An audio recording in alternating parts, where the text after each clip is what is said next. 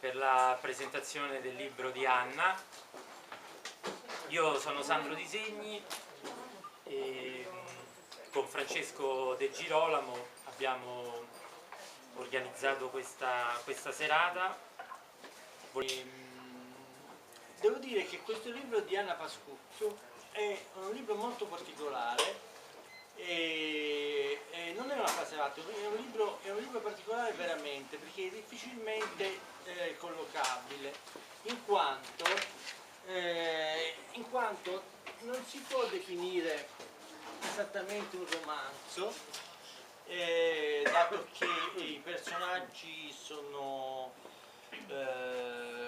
abbastanza poco articolati, volutamente diciamo, sono funzionali a quello che è il percorso delle protagoniste, posso svelare questa questione, delle protagoniste, ma in realtà non sono raccontati, cioè quello che il retroterra del loro vissuto spesso è un assunto o è stilizzato attraverso poche parole, pochi cenni.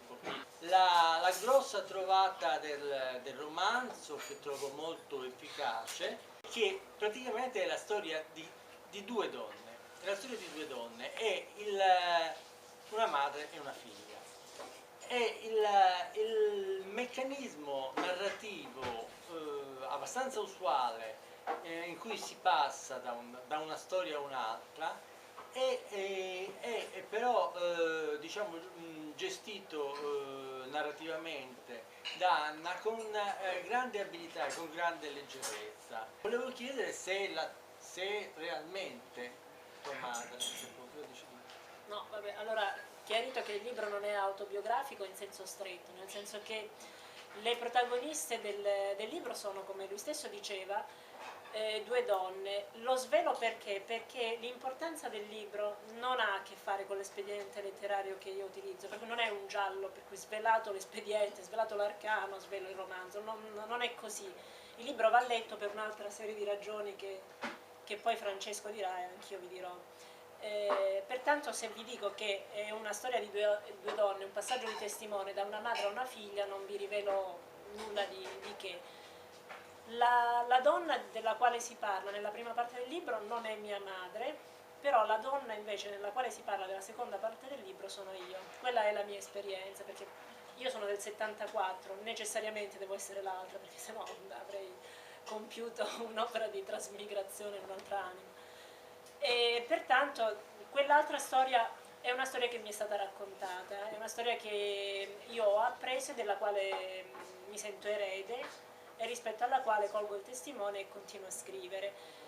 È una storia che appartiene agli anni 70 e che hanno riguardato molte donne un po' dappertutto, in tutto il mondo, ma in Italia in particolare sia a nord che a sud. È una storia che però è ambientata a Torino, perché questa giovane meridionale, che è la madre della ragazza, va a Torino a lavorare, va a fare la maestra, come tante giovani meridionali negli anni 70, si trasferivano al nord semplicemente per lavorare e poi si imbatte in questi nuovi collettivi, perché in Italia i collettivi femministi nascono agli inizi degli anni 70, il cerchio spezzato di Trento nasce nel 71 e l'Antesignano in questo mondo, e poi piano piano si sviluppano e si diffondono in tutta Italia. Quindi lei ha questa esperienza in quegli anni, è un'esperienza che sostanzialmente fino a quel momento non l'aveva riguardata e la coinvolge e la travolge poi proprio perché conosce delle amiche che sono le donne che mi hanno raccontato questa storia. Sono donne che io ho conosciuto, che adesso hanno all'incirca 70 anni, qualcosa in più,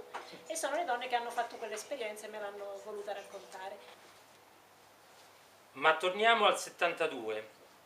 Le riunioni fra noi si fecero sempre più frequenti e a turno, ognuna in base ai propri impegni, incontrava le donne degli altri, collettivi, nelle riunioni nazionali, raccontando poi, a rientro, l'esperienza vissuta e le novità ascoltate dagli altri gruppi di femministe.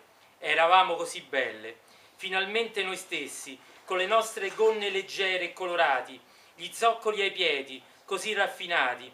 Pensavamo che non fosse frivolo indossarli, pensavamo che rispecchiassero il nostro senso di libertà, la leggerezza dei nostri abiti, i colori accesi delle camicette, i nostri piccoli seni liberi da biancheria opprimente, i capelli lunghi facevano da cornice ai nostri giovani volti, ai nostri occhi pieni di sogni da realizzare.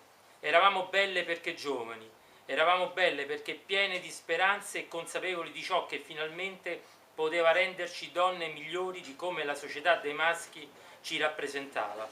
Non aspiravamo al successo, né ci interessava conquistare il potere maschile. Volevamo essere noi stesse, essere donne, soggette di diritti, non schiave al servizio di qualcun altro o strumentalizzate dalla società.